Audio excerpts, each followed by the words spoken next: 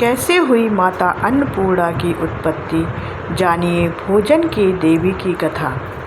कथा को पूरा ज़रूर देखिएगा। आज की कथा में आपको ये सारी जानकारियाँ मिलेंगी। आखिर माँ पार्वती को अन्नपूर्णा का रूप क्यों धारण करना पड़ा? भगवान शिव ने अन्न और शरीर को माया क्यों कहा था? जब अन्न खत्म हो गया तो धरती पर कैसी स्थिति बनी? माता ने अक्षय पात्र क्यों धारण किया और भगवान शिव को भिक्षुक रूप क्यों लेना पड़ा? साथ ही यह भी जानने को मिलेगा कि अन्नपूर्णा जयंती कब और क्यों मनाई जाती है। ये सारी जानकारी आज के वीडियो में मिलेंगे, तो वीडियो को अंत तक ज़रूर देखिएगा। और काशी स्थित अन्नपूर्णा मंदिर का क्या महत्व है? माता अन्नपूर्णा की कथा हिंदू धर्म की उन पौराणिक कथाओं में से है जो न केवल गहराई में दर्शन कराती हैं बल्कि जीवन के मूल तत्वों को महत्व भी समझाती हैं। अन्नपूर्णा का अर्थ है वह जो अन्न को परिपूर्ण रूप से देने वाली है। भोजन के बिना जीवित रहना असंभव है और इसी सत्य की स्थापना के लिए माँ पार्वती ने यह रूप धारण किया था। कथा की शुरुआत इस प्रकार होती है कि एक समय भगवान शिव और माता पार्वती के बीच जीवन के वास्तविक स्वरूप और माया जाल पर चर्चा हो रही थी। भगवान शिव, जो विरक्ति और वैराग्य के प्रतीक माने जाते हैं, माता से बोले कि यह संसार केवल एक माया जाल है। उन्होंने कहा कि ना शरीर का कोई वास्तविक महत्व है और ना ही अन्न का, क्योंकि सब कुछ अस्थायी है।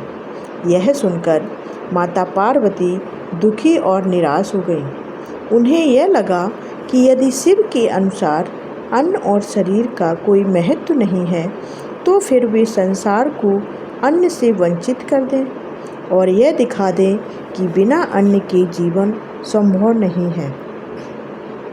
माता पार्वती ने अपने संकल्प के अनुसार पूरे संसार से अन्न को विलुप्त कर दिया। अचानक धरती पर भयंकर अकाल पड़ गया। खेत सूख गए, अन्न के भंडार खाली हो गए और लोग भूख से व्याकुल होकर इधर उधर भटकने लगे। बच्चों से लेकर वृद्धों तक हर कोई अन्न के अभाव में पीड़ा झेलने लगा।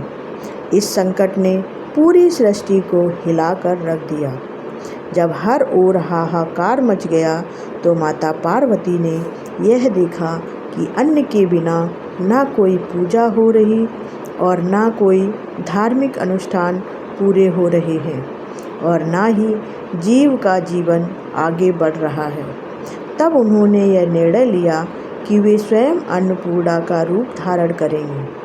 अन्नपूर्णा का अर्थ है अन्न से परिपूर्ण करने वाली देवी। उन्होंने अपने हाथों में अक्षय पात्र लिया। यह पात्र दिव्य था, इससे कभी भी अन्न समाप्त नहीं होता था। इस रूप में वे संसार के सामने प्रकट हुई और यह दिखाया कि जीवन को चलाने के लिए अन्न ही आधार है। इसी समय भगवान शिव को यह अनुभव हुआ कि अन्न व शरीर वास्तव में एक दूसरे से जुड़े हैं। तपस्या और साधना भी तभी संभव है जब शरीर स्वस्थ रहे और शरीर की शक्ति के लिए अन्न आवश्यक है।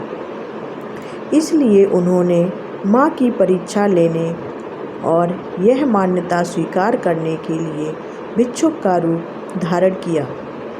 वे भिक्षा मांगने के लिए अन्नपूर्णा माता के समक्ष पहुँचे। माता अन्नपूर्णा ने अपने अक्षय पात्र से अन्न निकालकर उन्हें भिक्षा दी। तब भगवान शिव ने यह माना कि अन्न और शरीर का अपना महत्व है। इससे यह ज्ञात हुआ कि केवल वैराग्य से जीवन संभव नहीं है, बल्कि जीवन की गाड़ी को चलाने के लिए अन्न और शरीर दोनों की ही जरूरत होती है। इसके बाद माता अन्नपूर्णा ने संपूर्ण मानव जाति को अन्न का दान दिया। भगवान शिव ने स्वयं यह अन्न समस्त पृथ्वीवासियों में वितरित किया, जिससे अकाल और भूख की समस्या समाप्त हो गई। जन जन के जीवन में फिर से ऊर्जा, प्रसन्नता और शांति लौट आई। कहा जाता है कि यह दिव्य घटना मार्गशीर्ष पूर्णिमा के दिन घटी थी। इसी कारण इस दिन को अन्नपूर्णा जयंती के नाम से हर वर्ष बड़े श्रद्धा भाव के साथ मनाया जाता है। इस दिन लोग माता अन्नपूर्णा की पूजा आराधना करते हैं, अन्न का दान करते हैं और दूसरों को भोजन कराते हैं, ताकि धरती पर कभी भी किसी को भूख का कष्ट ना झेलना पड़े। काशी यानी वाराणसी में मां अन्नपूर्णा का अत्यंत प्रसिद्ध मंदिर स्थित है। यह मंदिर भगवान विश्वनाथ के मंदिर के पास है और मान्यता है कि यही वह स्थान है जहां भगवान शिव स्वयं भिक्षुक के रूप में मां अन्नपूर्णा से अन्न का दान मांगने आए थे। मंदिर आज भी इस कथा की स्मृति को जीवित किए हुए है। भक्तों का विश्वास है कि जो भी यहाँ आकर माता से प्रार्थना करता है कि उसके घर का अन्न भंडार सदा भरा रहता है और कभी किसी प्रकार की कमी नहीं होती। इस मंदिर की एक विशेषता यह भी है कि यह देश का इकलौता मंदिर है जिसका निर्माण श्री यंत्र के आकार में हुआ है और इस कारण इसे अद्वितीय महत्व प्राप्त है। मां अन्नपूर्णा के इस रूप का अर्थ केवल अन्न देने की शक्ति से नहीं जुड़ा है, बल्कि यह भी एक संकेत है कि सृष्टि के संचालन में भौतिक और आध्यात्मिक दोनों ही पहलुओं का संतुलन आवश्यक है। जीवन तभी संभव है जब शरीर और आत्मा दोनों का पोषण होता रहे। आत्मा का पोषण साधना, भक्ति और ध्यान से होता है तो शरीर का पोषण अन्न से होता है। इसलिए मां अन्नपूर्णा को केवल अन्न की देवी नहीं माना गया, बल्कि उन्हें जीवनदाता के रूप में पूजा जाता है। उनका आशीर्वाद मानव को यही सिखाता है कि हमें भोजन का सदैव सम्मान करना चाहिए और इसे व्यर्थ नहीं गंवाना चाहिए, क्योंकि भूख और ज़रूरत हर जीव के जीवन का मूल हिस्सा है। माता अन्नपूर्णा की उत्पत्ति की यह कथा हमें गहरा संदेश देती है कि जीवन में आध्यात्मिकता और भौतिक आवश्यकताएं दोनों का संतुलन ही सच्चा धर्म है। भगवान शिव जैसे योगी को भी यह स्वीकार करना पड़ा कि शरीर और अन्न का अपना महत्व है। तपस्या और भक्ति का आधार वही बना सकता है जिसके पास पर्याप्त ऊर्जा हो, और वह ऊर्जा भोजन देने वाली देवी अन्नपूर्णा ही प्रदान करती हैं।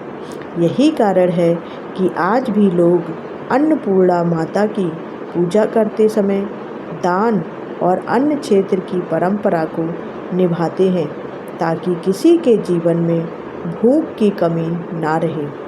इस प्रकार माता अन्नपूर्णा न केवल भोजन की देवी है, बल्कि करुणा, दया और जीवन की स्थिरता का प्रतीक भी है, जिनकी महिमा से संसार आज भी प्रेरणा प्राप्त करता है।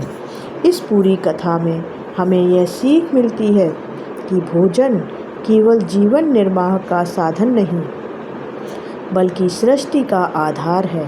माता अन्नपूर्णा के रूप में देवी पार्वती ने यह संदेश दिया कि बिना अन्न के ना तो धर्म कायम रह सकता है और ना ही जीवन।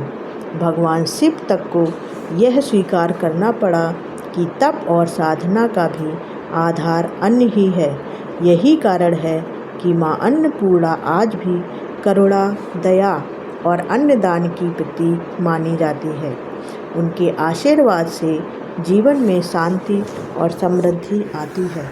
और यह कथा हमें हमेशा याद दिलाती है कि भोजन का सम्मान करना और दूसरों के साथ बांटना ही सच्ची पूजा है।